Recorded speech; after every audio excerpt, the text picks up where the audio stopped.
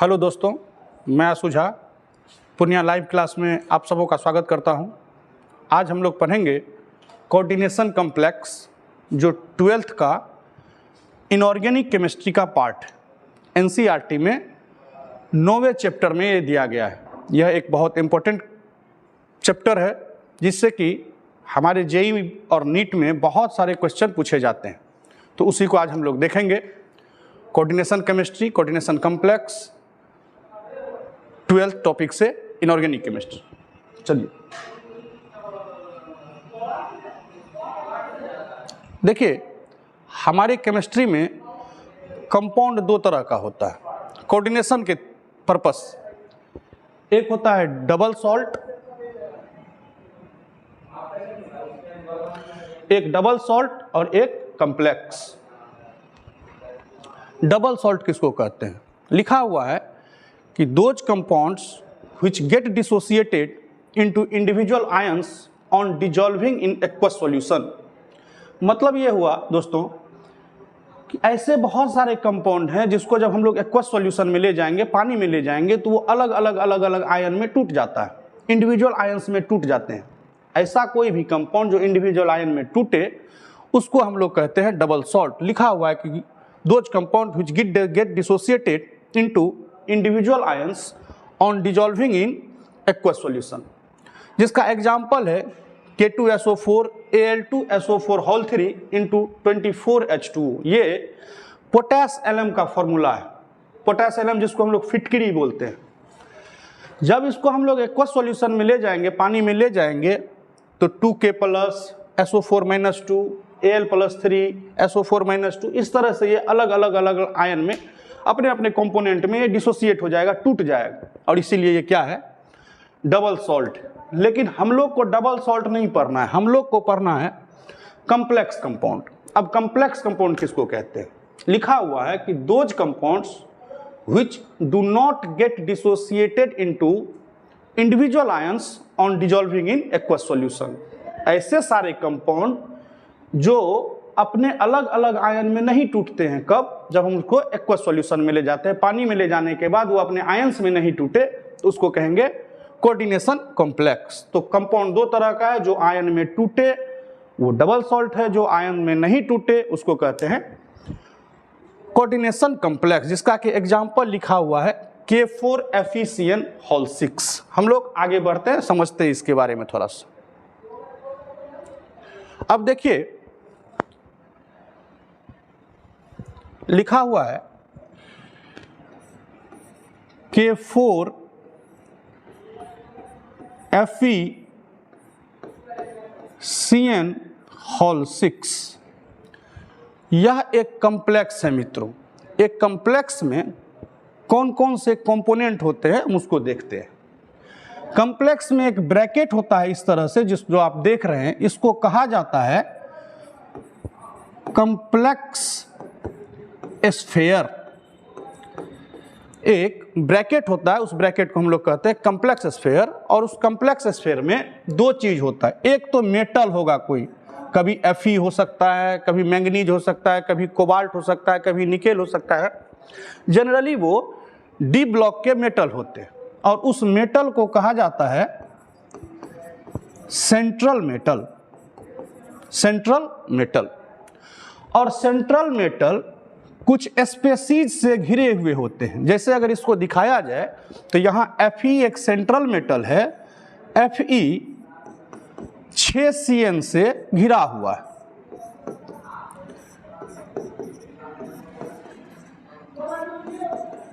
एक, दो, तीन, चार, 5। ये Cn जो कि सेंट्रल मेटल को घेर के रखता है, अभी Cn है, कभी H2 हो सकता है, कभी NH3 हो सकता है, अलग अलग स्पीसीज आएंगे। हम लोग जब नया नया एग्जाम्पल लेंगे तो वहाँ देखेंगे इस चीज़ को। वो स्पीसीज जो सेंट्रल मेटल को घेर के रखता है उसको कहते हैं लिगेंड। क्या कहते हैं उसको? लिगेंड। और कुछ मेटल या नॉन मेटल, या तो मेटल भी हो सकता है या नॉन मेटल भी हो सकता है, वो कॉम्प्लेक्स स्फीयर के बाहर होता है, उसको हम लोग कहते हैं सराउंडिंग एटम्स। तो इस तरह से कॉम्प्लेक्स के अंदर या तो एक सराउंडिंग एटम होगा जो कॉम्प्लेक्स से बाहर होगा, कॉम्प्लेक्स स्फीयर के अंदर, ये जो ब्रैकेट है स्फीयर के अंदर एक सेंट्रल मेटल होगा, और सेंट्रल मेटल को घेरे हुए कुछ स्पेसीज होते हैं जिसको हम लोग क्या कहते हैं, लिगेंड। अब क्या होता है लिगेंड, इसके बारे में हम लोग अलग अलग फिर देखेंगे।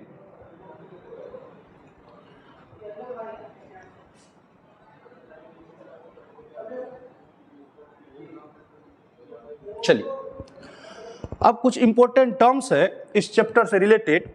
पहला टर्म है सेंट्रल मेटल। अभी आप देखें मित्रों कि मान लीजिए यह एक कॉम्प्लेक्स लिखा हुआ है CONH3 6Cl3। अब फिर से ये कॉम्प्लेक्स स्फीयर, ये जो ब्रैकेट दिख रहा है वो कॉम्प्लेक्स स्फीयर, और कॉम्प्लेक्स स्फीयर के अंदर एक मेटल है। कौन सा मेटल है इस बार, कोबाल्ट। तो ये कोबाल्ट क्या कहलाएगा, हम शॉर्ट फॉर्म में उसको Cm लिख रहे हैं, ये सेंट्रल मेटल है। और सेंट्रल मेटल को फिर से यहाँ पे जो सेंट्रल मेटल हमारा कोबाल्ट है, इसको 6 अमोनिया 6 NH3 इस तरह से घेरे हुए है, और इसीलिए चूंकि सेंट्रल मेटल को घेर के रखे हुए, तो ये 6 अमोनिया किसका काम करेगा, ये काम करेगा लिगेंड का। और बाहर में जो ये 3 क्लोरीन है, ये किसका काम करेगा, अभी आप देखे हैं कि कॉम्प्लेक्स स्फीयर के बाहर जो एटम रहे उसको हम लोग कहते हैं सराउंडिंग एटम। तो ये सराउंडिंग एटम, तो एक कॉम्प्लेक्स स्फीयर में मेनली क्या होता है, सेंट्रल मेटल, जो कि जनरली डी ब्लॉक के मेटल होते हैं। इससे पहले आप K4Fe6 में देखे थे कि Fe था सेंट्रल मेटल। अभी आप देख रहे हैं कोबाल्ट है। अलग अलग कॉम्प्लेक्स में अलग अलग मेटल आते हैं जो सेंट्रल मेटल का कार्य करते हैं। दूसरा स्पेसीज है लिगेंड्स एंड देयर टाइप्स। हमको देखना है कि लिगेंड क्या होता है और इसके कितने टाइप होते हैं। लिगेंड क्या है, वो स्पेसीज जो सेंट्रल मेटल को घेर के रखे बॉन्ड के द्वारा। किस बॉन्ड से, याद रखना है कि सेंट्रल मेटल और लिगेंड के बीच जो ये बॉन्ड बना हुआ है, ये कोऑर्डिनेट बॉन्ड होता है। कौन सा bond, coordinate bond. Coordinate bond क्या है, यह एक स्पेशल, हम लोग जानते हैं कि बॉन्ड हमारे पास 3 टाइप के हैं, एक आयोनिक बॉन्ड, एक कोवलेंट बॉन्ड और एक कोऑर्डिनेट बॉन्ड। आयनिक बॉन्ड वो बॉन्ड होता है जिसमें कंप्लीट ट्रांसफर हो जाता है इलेक्ट्रॉन का, कि हम अपना इलेक्ट्रॉन किसी दूसरे एटम को दिए और हम दोनों जुड़ गए, तो ये आयनिक बॉन्ड है। कोवलेंट बॉन्ड में परस्पर शेयरिंग होती है कि 2 इलेक्ट्रॉन हम दिए किसी एटम को, तो 2 इलेक्ट्रॉन वो एटम दिया हमको, और इस तरह से बराबर के इलेक्ट्रॉन की शेयरिंग होगी, वो कोवलेंट बॉन्ड होगा, जो कि हम लोग 11th में देखते हैं इन चीज़ों को। कोऑर्डिनेट बॉन्ड एक स्पेशल टाइप का बॉन्ड है जिसमें कोई एक डोनेट करता है और दूसरा एक्सेप्ट करता है। एक पेयर इलेक्ट्रॉन हम डोनेट किए किसी दूसरे एटम को और वो एक्सेप्ट किया। इस तरह से जब डोनर कोई एक हो तब जो बॉन्ड फॉर्मेशन होता है उसको हम लोग कहते हैं कोऑर्डिनेट बॉन्ड। सेंट्रल मेटल और लिगेंड में कौन सा बॉन्ड होता है, कोऑर्डिनेट बॉन्ड। ठीक है, तो हम लोग देखेंगे अब लिगेंड और उसके type.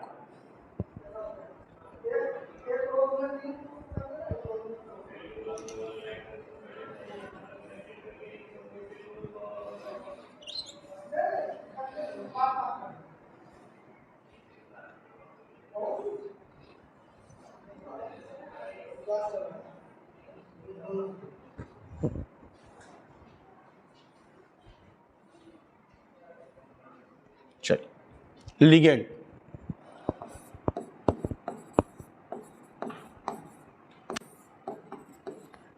species which donates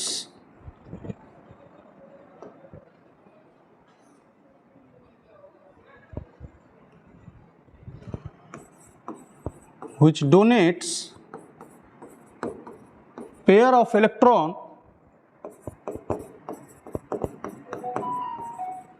to the central metal। मित्रों, जहां हम Cm लिखे आप उसको क्या पढ़ेंगे, सेंट्रल मेटल। लिखे हैं कि वो स्पेसीज जो डोनेट करे पेयर ऑफ इलेक्ट्रॉन किसको, सेंट्रल मेटल को, इज कॉल्ड लिगेंड्स।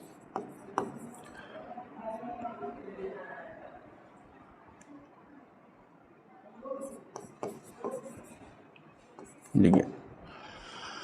तो वो स्पेसीज जो सेंट्रल मेटल को लिगेंड का इलेक्ट्रॉन का पेयर डोनेट करे उसको हम लोग कहते हैं लिगेंड। अब देखो कि कोई स्पेसीज ऐसा होगा जो सेंट्रल मेटल को एक पेयर डोनेट किया, कोई स्पेसीज ऐसा होगा जो सेंट्रल मेटल को 2 पेयर, कोई 2 से ज़्यादा। कोई पार्टिकुलर लिगेंड सेंट्रल मेटल को जितना पेयर डोनेट करता है उसको कहते हैं डेंटिसिटी। हम एक लिगेंड हैं, अगर हम सेंट्रल मेटल को एक पेयर डोनेट कर रहे हैं तो मेरी डेंटिसिटी 1 हुई, इस तरह से हम कहलाएंगे मोनोडेंटेट। कोई 2 पेयर दे रहा है तो उसकी डेंटिसिटी 2 हुई तो वो कहलाएगा बाइडेंटेट। कोई 2 से ज़्यादा कर रहा है तो वो कहलाएगा पॉलीडेंटेट। इस हिसाब से अगर हम लोग पूछें कि लिगेंड को कितने टाइप पे हम लोग बांट सकते हैं, लिगेंड को कितने टाइप में हम लोग बांट सकते हैं, तो हम लोग कह सकते हैं कि लिगेंड को कह सकते हैं मोनोडेंटेट, लिगेंड को कह सकते हैं बाइडेंटेट, लिगेंड को कह सकते हैं पॉलीडेंटेट। अब नाम से ही मालूम चल रहा है कि मोनोडेंटेट किसको कहेंगे, तो which donates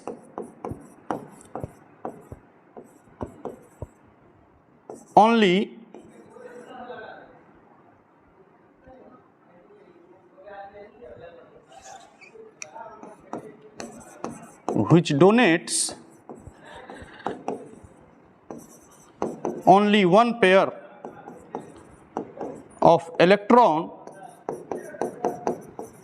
to the central metal. वो लिगेंड जो सेंट्रल मेटल को केवल एक पेयर इलेक्ट्रॉन डोनेट करे उसको कहते हैं हम लोग मोनोडेंटेट लिगेंड, जिसका कि एग्जाम्पल बहुत जरूरी है एग्जाम्पल को याद रखना, क्योंकि ये सारे एग्जाम्पल आपको जब हम लोग क्वेश्चन करेंगे तो वहाँ पर अप्लाई होगा, उसका एप्लीकेशन है और फिर हम लोग एग्जाम्पल में देखेंगे उसको। जैसे हो गया Cl माइनस, जैसे हो गया Br माइनस, एक माइनस में एक पेयर इलेक्ट्रॉन पाया जाता है और एक इलेक्ट्रॉन मतलब हो गया एक पेयर मतलब 2 इलेक्ट्रॉन, तो 2 इलेक्ट्रॉन यानी कि एक पेयर डोनेट कर रहा है, इसीलिए ये सब monodentate. OH minus, Cn minus, ये सब के पास एक्स्ट्रा इलेक्ट्रॉन है इसलिए निगेटिव चार्ज है उस पर, और एक्स्ट्रा इलेक्ट्रॉन है तो वो डोनेट कर सकता है। चूंकि सबके पास एक पेयर है तो एक पेयर डोनेट करेगा, इसलिए सब मोनोडेंटेट। लेकिन ये सारे के सारे निगेटिवली चार्ज्ड है, सब पर माइनस। कुछ मोनोडेंटेट लिगेंड ऐसा भी होता है जो एक पेयर डोनेट करता है लेकिन उस पर कोई चार्ज नहीं होता है, वो न्यूट्रल होता है। न्यूट्रल इसलिए होता है क्योंकि उस पर एक्स्ट्रा इलेक्ट्रॉन होता है जिसको कि हम लोग लोन पेयर कहते हैं। उसका एग्जांपल भी हम लोग देख सकते हैं, जैसे NH3, ये अमोनिया है मित्रों, इस पर एक पेयर एक्स्ट्रा इलेक्ट्रॉन होता है, एक पेयर ये डोनेट कर सकता है और इसलिए ये किस कैटेगरी में आएगा, मोनोडेंटेट में। H2O, CO, ये सब अमोनिया हो गया, H2O हो गया, CO हो गया, ये सब कोई चार्ज नहीं है इस पर, सब न्यूट्रल स्पेसीज है, लेकिन ये सारे एक पेयर ही इलेक्ट्रॉन डोनेट कर सकते हैं, इसलिए सब के सब मोनोडेंटेट लिगेंड में आते हैं। बाइडेंटेट लिगेंड हम लोग जान रहे हैं, नाम से ही मालूम चल रहा है कि which donates 2 pair of electron to the central metal। वो सारा लिगेंड जो सेंट्रल मेटल को 2 पेयर इलेक्ट्रॉन डोनेट करे वो कहलाएगा बाइडेंटेट। इसका एग्जांपल देखते हैं मित्रों, बहुत पॉपुलर एग्जांपल है। जैसे एक आयन है हमारे पास जिसका कि फॉर्मूला है C2O4-2। इस आयन का नाम है मित्रों ऑक्सालेट आयन। इस ऑक्सालेट आयन का फॉर्मूला ऐसा होता है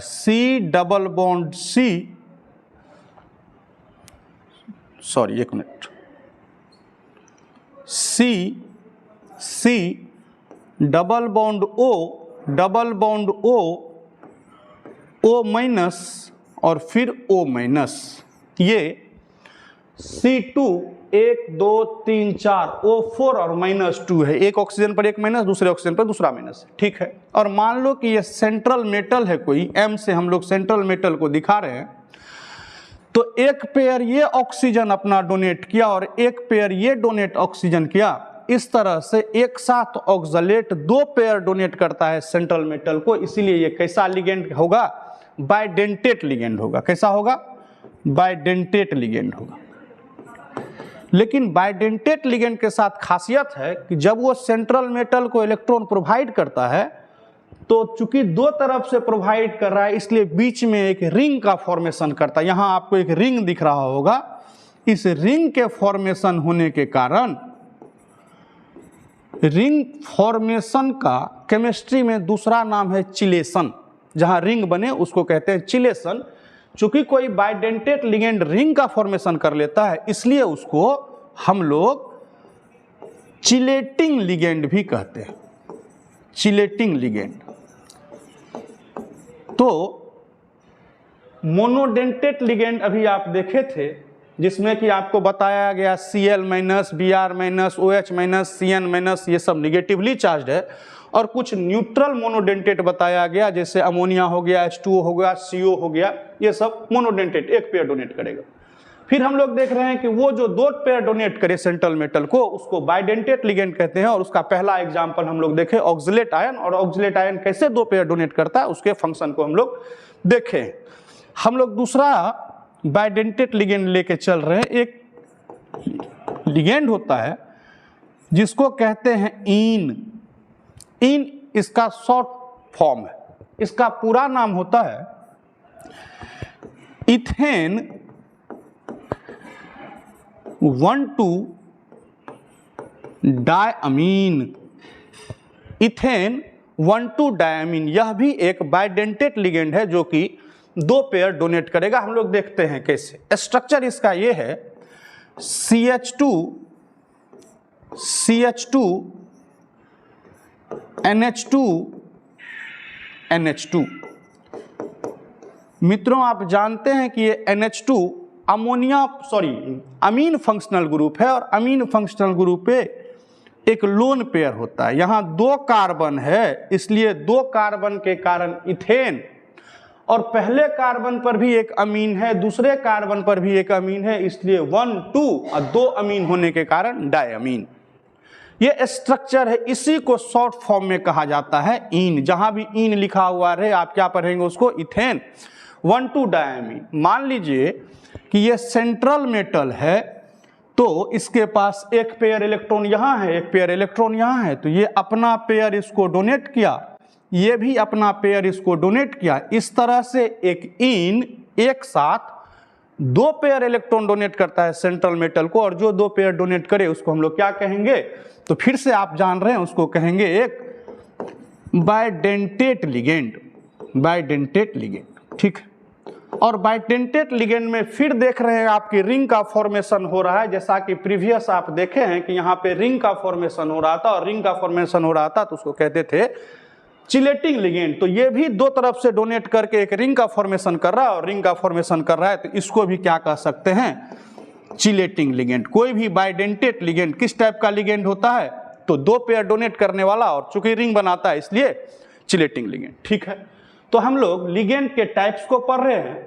लिगेंड के टाइप्स में आपको दिखाया गया है कि एक मोनोडेंटेट होता है, वो लिगेंड जो एक पेयर डोनेट करे, मोनोडेंटेट। इसका एग्जांपल आप बिल्कुल अच्छे तरह से याद रखेंगे, क्योंकि बहुत ज्यादा काम आने वाला है नोमेनक्लेचर में। उसके बाद होता है बाइडेंटेट लिगेंड, वो लिगेंड जो सेंट्रल मेटल को 2 पेयर डोनेट करे, जिसका के एग्जांपल आप एक एक्सलेट, एक इन देखे। और एक होता है पॉलीडेंटेट लिगेंड, वो लिगेंड जो 2 से ज्यादा पेयर डोनेट करे। 3 पेयर करेगा तो ट्राइडेंटेट, 4 पेयर करेगा तो टेट्राडेंटेट, 5 पेयर करेगा तो पेंटाडेंटेट, 6 पेयर करेगा तो हेक्साडेंटेट, इस तरह से। लेकिन हम लोग को बेसिकली मोनोडेंटेट और बाइडेंटेट लिगेंड का ही काम होता है अपने टॉपिक में, इसलिए हम लोग उसी को लेके चलेंगे। इसका एग्जांपल अगर आप देखना चाहे तो एक कंपाउंड होता है, कंपाउंड ये आयन है बेसिकली EDTA, इसका नाम है इथाइलिन डायमीन टेट्राएसीटेट आयन। ये एक साथ 6 पेयर डोनेट कर सकता है, तो 6 पेयर डोनेट करने के कारण इसको हेक्साडेंटेट कह सकते हैं। और चूंकि 2 से ज़्यादा पेयर डोनेट कर रहा है इसलिए पॉलीडेंटेट कर सकते हैं, लेकिन इस सब का काम हमारे टॉपिक में नहीं आता है। तो बेसिकली आपको याद रखना है मोनोडेंटेट और बाइडेंटेट। मोनोडेंटेट में एग्जाम्पल ये, और बाइडेंटेट का 2 एग्जाम्पल आपको बताया गया, एक ऑक्सलेट आयन और एक इथेन 1,2 डायमीन। हम लोग अब आगे बढ़ते, अभी तक हम लोग पढ़े सेंट्रल मेटल क्या होता है और फिर लिगेंड और उसके टाइप।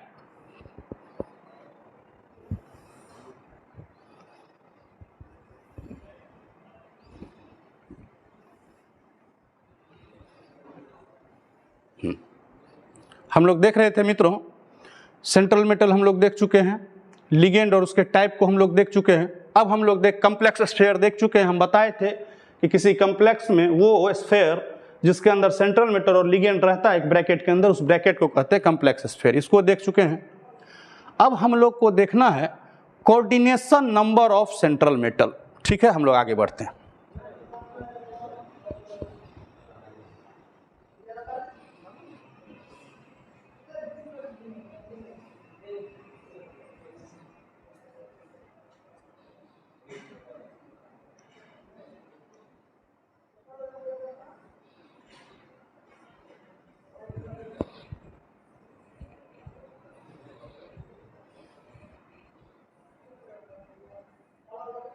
चलिए हम लोग देखने जा रहे हैं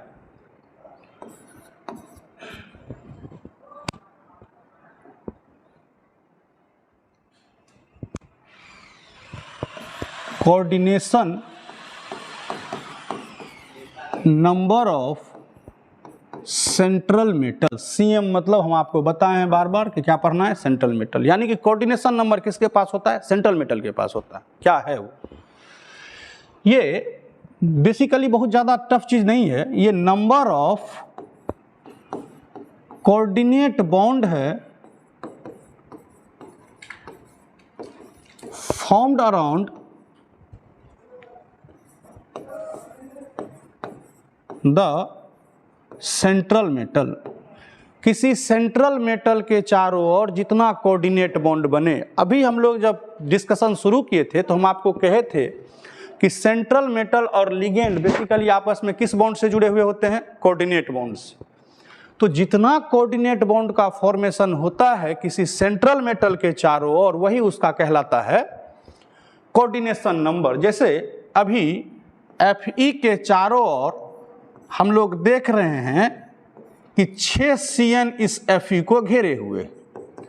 अब आप जानते हैं कि जो सेंटर में रहे वो क्या है, सेंट्रल मेटल, और जो घेर के रखे उसको क्या कहते हैं, लिगेंड, जो कि बेसिकली 3 टाइप का होता है, मोनोडेंटेट, बाइडेंटेट, पॉलीडेंटेट। आपको मोनोडेंटेट और पॉलीडेंटेट का एग्जाम्पल बताया गया है, जो कि ऑलवेज दिमाग में रखना है आपको, उसका काम होने वाला है आगे। तो हम लोग देख रहे हैं कि प्रत्येक Cn एक कोऑर्डिनेट बॉन्ड से इस सेंट्रल मेटल को घेरे हुए है। तो कितना बॉन्ड बना कोऑर्डिनेट बॉन्ड, तो 6 बना। तो इस कॉम्प्लेक्स का कोऑर्डिनेशन नंबर कितना हो गया, 6। कोऑर्डिनेशन नंबर देख के पता चल जाता है। जैसे आपको हम लोग यहाँ कॉम्प्लेक्स लें और ये इसका कोऑर्डिनेशन नंबर लें, तो हम लोग एक कॉम्प्लेक्स लेते हैं K4 FeCN6। हमको सराउंडिंग एटम से बहुत ज़्यादा मतलब नहीं है। सराउंडिंग एटम का काम इससे आगे जब हम लोग पढ़ेंगे ऑक्सीडेशन नंबर, वहाँ काम होगा। कॉम्प्लेक्स बस इतना दूर होता है। ये कॉम्प्लेक्स स्फीयर के अंदर जो 2 चीज़ है, एक सेंट्रल मेटल और लिगेंड, बस इतने दूर को कॉम्प्लेक्स हम लोग को कहना है। बाद बाकी इसका क्या काम है वो आगे देखेंगे। यहाँ देख रहे हैं कि जो सेंट्रल मेटल Fe है उसको 6 Cn घेरे हुए हैं, और Cn अभी आपको बताया गया है कैसा लिगेंड है, मोनोडेंटेट। तो एक मोनोडेंटेट कितना पेयर डोनेट कर सकता है, 1 पेयर, और 1 पेयर डोनेट करेगा तो 1 बॉन्ड बनाएगा। तो चूंकि एक Cn एक ही बॉन्ड बना सकता है सेंट्रल मेटल के साथ, तो 6 Cn कितना बॉन्ड बनाएगा सेंट्रल मेटल के साथ, 6 बॉन्ड। तो कोऑर्डिनेशन नंबर क्या हो गया, 6। यहां से दिख के पता चल जाता है कि कोऑर्डिनेशन नंबर किसी कॉम्प्लेक्स का क्या होना चाहिए। जैसे कॉम्प्लेक्स हम और लेते हैं, ये लिखा हुआ है Na2ZnOH होल 4। आप यहाँ देख रहे हैं कि सराउंडिंग एटम सोडियम से तो अभी हमको कोई मतलब नहीं है, हमको अपने सेंट्रल मेटल जिंक से और OH से मतलब है।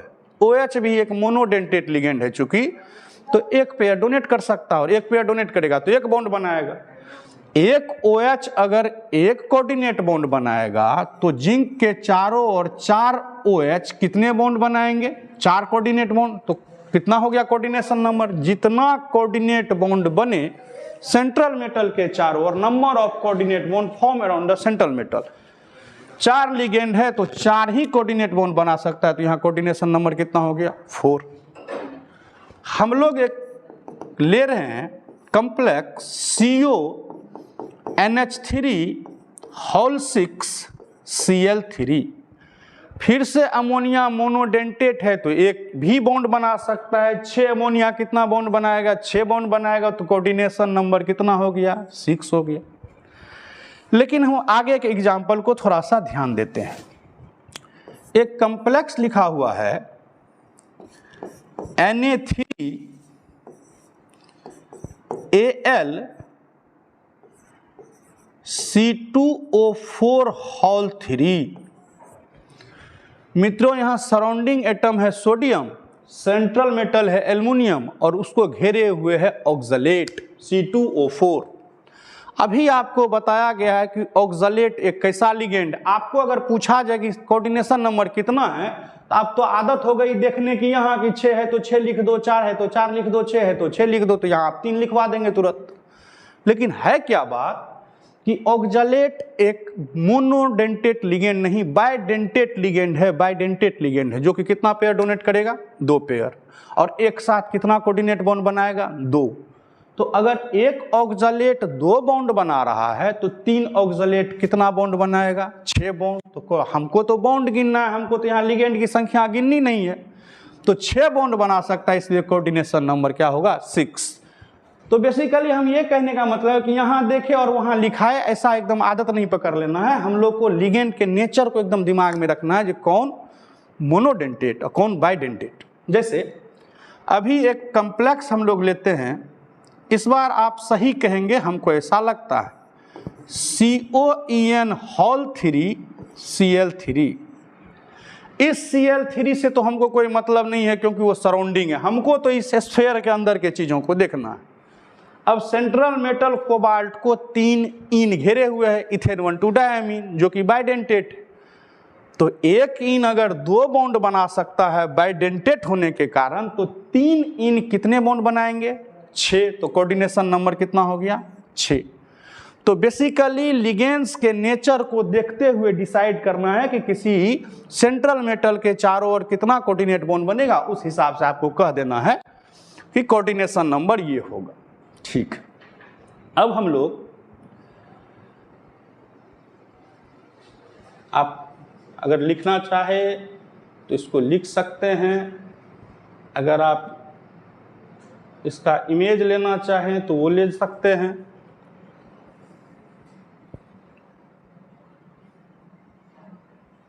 इसको आप कर लीजिए, फिर हम आगे बढ़ते हैं। चलिए आगे बढ़ा जाए। इसके बाद जो टर्म था हमारा वो ये था,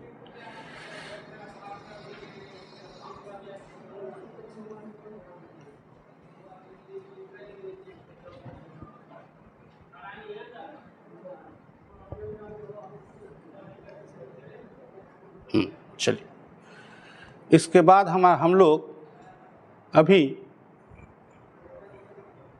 अपने 3 टर्म को देख चुके हैं। एक सेंट्रल मेटल देख चुके हैं, लिगेंड और उसके टाइप को देख चुके हैं, मोनोडेंटेट बाइडेंटेट, दोनों का एग्जांपल आपके दिमाग में हमेशा मानते हैं। कॉम्प्लेक्स स्फीयर किसको कहते हैं? वो ब्रैकेट जिसके अंदर सेंट्रल मेटल और लिगेंड रहता है उसको कॉम्प्लेक्स स्फीयर कहते हैं, आपको मालूम है। कोऑर्डिनेशन नंबर किसको कहते हैं? अभी आप जस्ट देखें, किसी सेंट्रल मेटल के चारों ओर जितना कोऑर्डिनेट बॉन्ड बने लिगेंड के द्वारा, उसको हम लोग कोऑर्डिनेशन नंबर कहते हैं, जिसका एग्जाम्पल अभी हम लोग कर रहे थे। हम लोग अब देखने जा रहे हैं 2 टर्म बाकी है, एक कॉम्प्लेक्स आयन और एक complex oxidation number of central metal. पहले हम लोग कॉम्प्लेक्स आयन को ही थोड़ा सा देख लेते हैं, लास्ट में कोऑर्डिनेशन ये ऑक्सीडेशन नंबर देखेंगे और फिर हम चले आएंगे अगले टॉपिक पर, IUPAC नोमेनक्लेचर ऑफ कॉम्प्लेक्स। थोड़ा सा आप समझिए, पहला हमको देखना क्या है कम्प्लेक्स आयन, और उसके बाद हमको देखना क्या है, oxidation number of central metal. किसके पास होता है ऑक्सीडेशन नंबर? सेंट्रल मेटल के पास। किसके पास होता है कोऑर्डिनेशन नंबर? Central metal. ये दोनों चीज सेंट्रल मेटल का निकलता है, कोऑर्डिनेशन भी और ऑक्सीडेशन भी। कोऑर्डिनेशन देख चुके हैं, ऑक्सीडेशन देखेंगे। पहले थोड़ा सा कम्प्लेक्स आयन, चलिए कम्प्लेक्स आयन, नाम से ही मालूम चल रहा है कि आयन है तो ये आयनिक फॉर्म में होगा। कम्प्लेक्स आयन बेसिकली दो टाइप का होता है, एक पॉजिटिवली चार्ज्ड आयन और एक निगेटिवली चार्ज्ड कम्प्लेक्स आयन। देखो फर्क है, हम लोग पढ़ रहे हैं कम्प्लेक्स कंपाउंड, कम्प्लेक्स में और कम्प्लेक्स आयन में फर्क। ये एक कम्प्लेक्स है, लिखा हुआ है K4 FeCN होल 6। क्या ये एक कम्प्लेक्स है, क्या इस जो लिखा हुआ है स्पेसीज, क्या इस पे आपको कोई पॉजिटिव या निगेटिव चार्ज दिख रहा है क्या? नहीं, कुछ चार्ज तो नहीं दिख रहा है इस पे। एक मिनट, K4 FeCN होल 6, इस पर कोई चार्ज नहीं दिख रहा है, बस एक स्पेसीज लिखा हुआ है। अगर किसी लिखे हुए एंटिटी पर चार्ज नहीं दिखे तो वो होता है कम्प्लेक्स।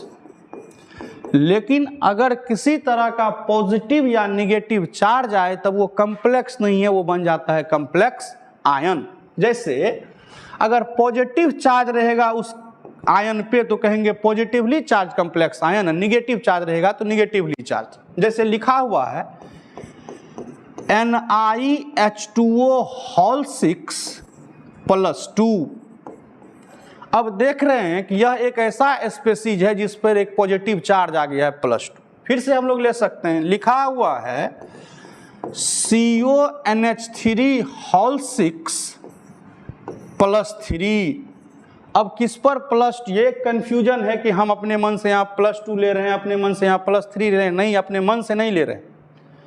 कब +2 आ जाता है, कब +3 आ जाता है, ये कुछ देर बाद आपको समझ में आ जाएगा। अभी आप सिर्फ देखिए कि अगर प्लस चार्ज रहे किसी स्फीयर के ऊपर में तो वो पॉजिटिवली चार्ज कम्प्लेक्स आयन है। सिमिलरली अगर निगेटिव चार्ज रहे, जैसे लिखा हुआ है FeCN होल 6 -4, अगर लिखा हुआ रहे ZnOH होल 4 -2, तो अगर निगेटिव चार्ज आ जाए किसी स्फीयर के ऊपर में तब वो कम्प्लेक्स आयन है, negatively charge complex ion. Positive charge आ जाए तो वो पॉजिटिवली चार्ज कम्प्लेक्स आयन। लेकिन फिर से हम कह रहे हैं, इस बात को दिमाग में रखना है कि कम्प्लेक्स में और कम्प्लेक्स आयन में फर्क होता है। किसी कम्प्लेक्स पर कभी चार्ज नहीं होता, ना तो प्लस ना तो माइनस। जैसे ही चार्ज आया अब वो बन गया कम्प्लेक्स आयन। पॉजिटिव चार्ज रहेगा तो पॉजिटिवली चार्ज आयन, निगेटिव रहेगा तो निगेटिवली चार्ज आयन। +2 + 3 -4 -2, ये किस पर +2 + 3 -2 -4 किस पर आना है, ये आपको कुछ देर बाद जब हम लोग क्लास को आगे बढ़ाएंगे तो समझ में आएगा। अभी आप बस इतना देखिए कि पॉजिटिव रहे तो पॉजिटिवली चार्ज, निगेटिव रहे तो निगेटिवली चार्ज, और कुछ नहीं रहे तब वो क्या है, कम्प्लेक्स। तो चलिए हम लोग अब देखेंगे अगला टर्म अपना, क्या ऑक्सीडेशन नंबर ऑफ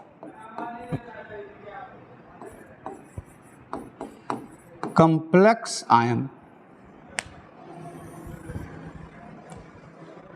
आप पहले इसको लिख लें, देख लें, फोटो ले लें, जो भी दिल करे वो करिए आप। हम लोग आगे बढ़ें अब। धन्यवाद। हम लोग देखने जा रहे हैं oxidation number of sorry,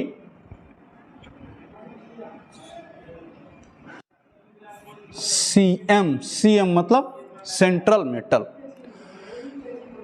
oxidation number निकालने के लिए, सेंट्रल मेटल का ऑक्सीडेशन नंबर निकालने के लिए सबसे पहले आपको कुछ आयंस की जानकारी होनी चाहिए। उस आयन का लिख देते हैं हम, उसका चार्ज भी लिख देते। जैसे ये Li प्लस है, ये Na प्लस है, ये K प्लस है, ये Ag प्लस है।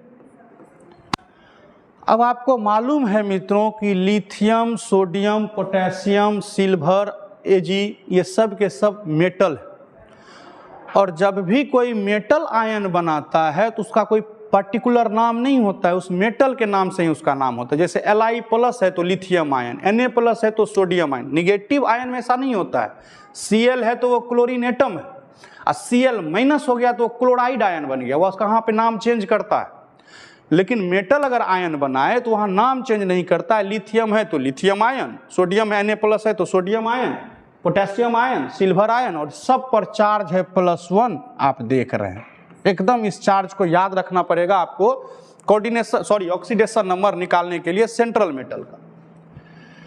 फिर उसके बाद ये मैग्नीशियम भी एक मेटल है तो सीधा कहना है magnesium ion, calcium ion, zinc ion, और सब पर चार्ज है कितना, +2।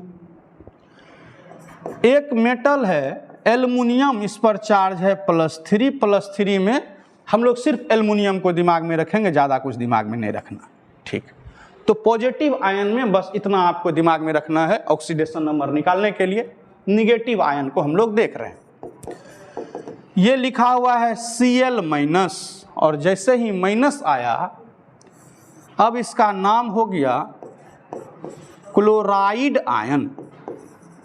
तो बताओ मित्रों, Br- का नाम क्या हो जाना चाहिए, ब्रोमाइड आयन। I- का नाम क्या हो जाना चाहिए, आयोडाइड आयन। OH- का नाम क्या होना चाहिए, OH- का नाम क्या होना चाहिए, हाइड्रोक्साइड आयन।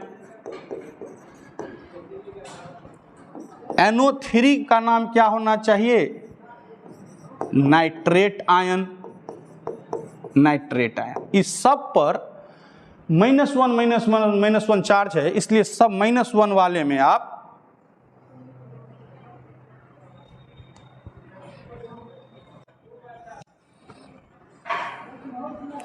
-1 वाले में आप बस इतनों को दिमाग में रखें, क्लोराइड, ब्रोमाइड, आयोडाइड, हाइड्रोक्साइड और नाइट्रेट, ये सब पर चार्ज है -1। अब आगे बढ़ते हैं हम लोग, आप देख लीजिए इसको। पॉजिटिव आयन में +1 में ये, +2 में ये, +3 में ये, और निगेटिव आयन के माइनस में ये, ठीक।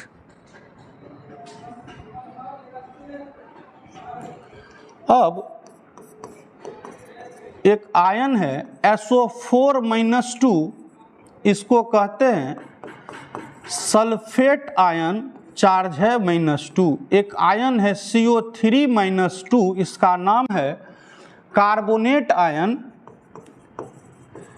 कार्बोनेट आयन, चार्ज है -2। और अभी आप देखे थे लिगेंड में एक ऑक्सलेट आयन C2O4-2 ऑक्सलेट, इस पर भी -2, यानी कि सबका चार्ज यहाँ -2 है।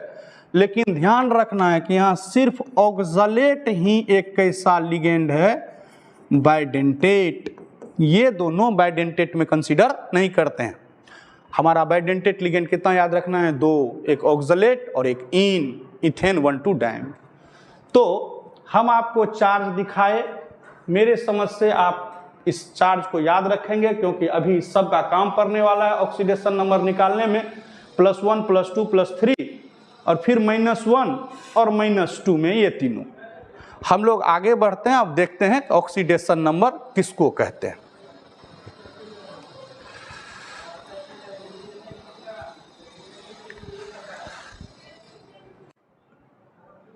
चलिए देखिए, ऑक्सीडेशन नंबर निकाल रहे हैं ऑफ सेंट्रल मेटल का जिस आयन का जरूरत होने वाला है वो आपको दिखाया गया है।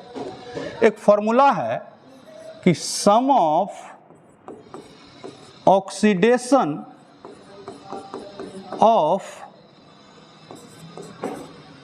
सेंट्रल मेटल एंड लिगेंड, याद रखिए कॉम्प्लेक्स स्फेयर के अंदर दो ही चीज है, एक है सेंट्रल मेटल और एक है लिगेंड, और दोनों के ऑक्सीडेशन का सम जो है, जोड़ जो है, योगफल जो है वो बराबर होता है चार्ज ऑन कॉम्प्लेक्स, चार्ज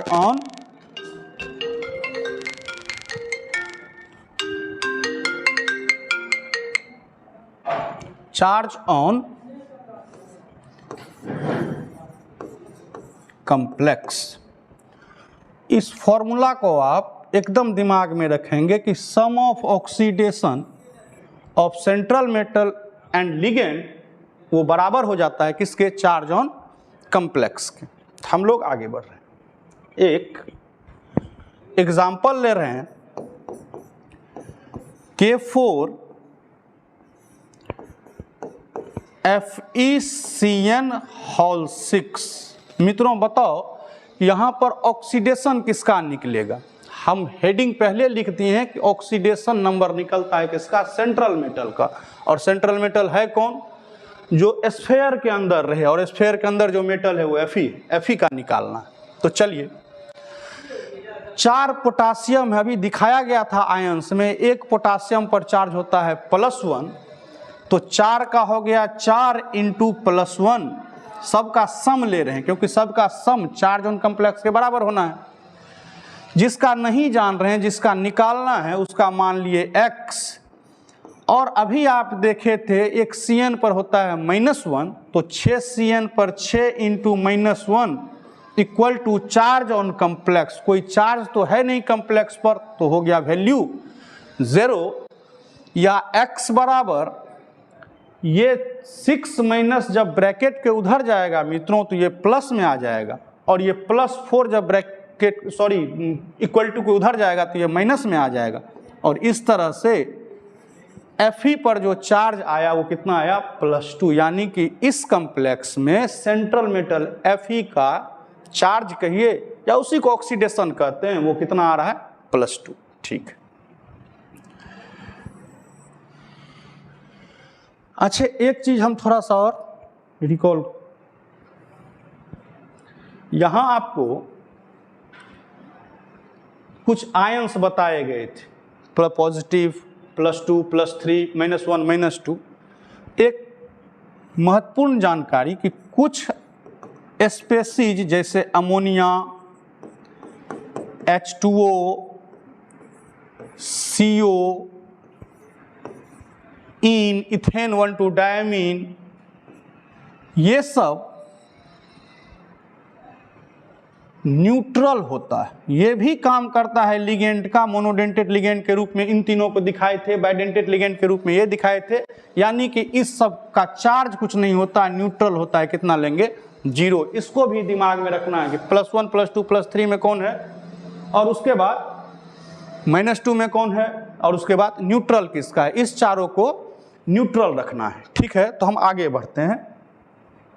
अभी हम लोग देख लेते हैं एक एग्जाम्पल कि CONH3(6)Cl3, यह एक कॉम्प्लेक्स है जहां पर सेंट्रल मेटल CO का ऑक्सीडेशन हमको निकालना है। जिसका निकालना है उसका क्या मान लिए, x। अभी आप देखे थे कि अमोनिया एक ऐसा स्पेसीज है, न्यूट्रल स्पेसीज है, +6, सब का सम लेकर के वो चार्ज के बराबर लेना है, तो 6 × 0, फिर बाहर में जो सराउंडिंग एटम है वो क्लोरीन है जिस पर कि -1 चार्ज है, तो 3 × -1 equal to charge on complex, तो चार्ज तो कुछ है नहीं तो 0 लेना होगा।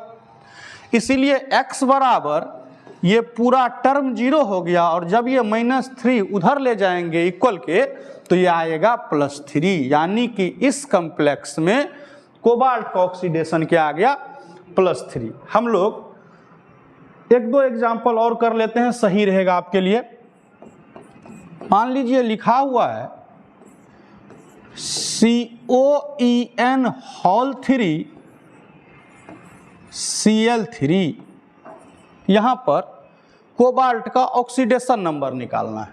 तो कोबाल्ट हो गया X प्लस इन अभी बताया गया है एक न्यूट्रल लिगेंड है, तो 3 × 0 प्लस क्लोरीन पर -1, तो 3 × -1 = 0। तो X बराबर ये टर्म 0 हो गया, ये जब उधर जाएगा तो क्या आ जाएगा +3।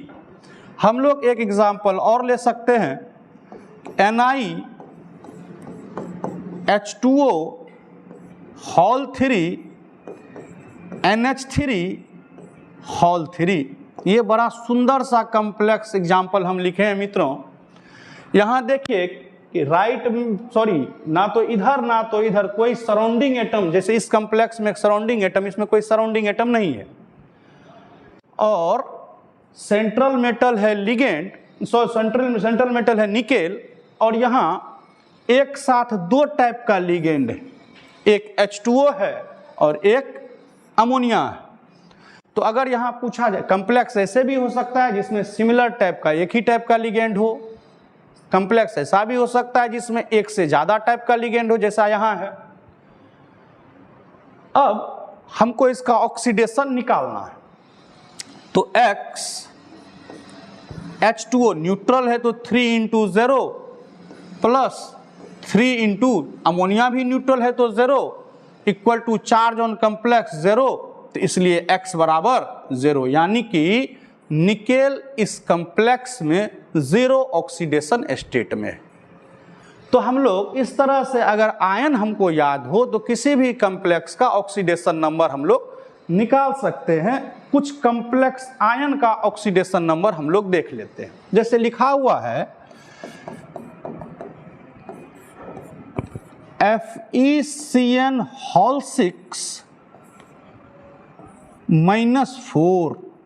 क्या यह एक कॉम्प्लेक्स है? नहीं। जैसे ही प्लस या माइनस कोई चार्ज आए तो वो कॉम्प्लेक्स आयन हो जाता है, ऐसा आपको बताया गया है। Fe का निकालना है यहाँ पे, तो उसका X मान लिए, Cn पर -1 तो 6 × -1 equal to charge on complex. Charge इस बार कितना है मित्रों? तो -4। तो X बराबर 6 जब उधर गया तो प्लस में आ गया और 4 तो माइनस में ही है, यानी कि +2। इस तरह से हम लोग कॉम्प्लेक्स का या फिर कॉम्प्लेक्स आयन का किसी का भी ऑक्सीडेशन निकाल सकते हैं। जैसे लिखा हुआ है NiH2O होल 6 +2। क्या यह एक कॉम्प्लेक्स है? नहीं, यह एक कॉम्प्लेक्स आयन है। कैसा? Positively charge complex ion.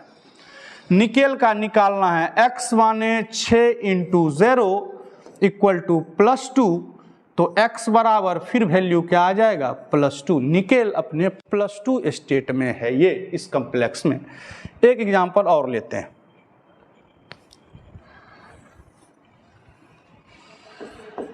लिखा हुआ है Na3Al C2O4 होल 3।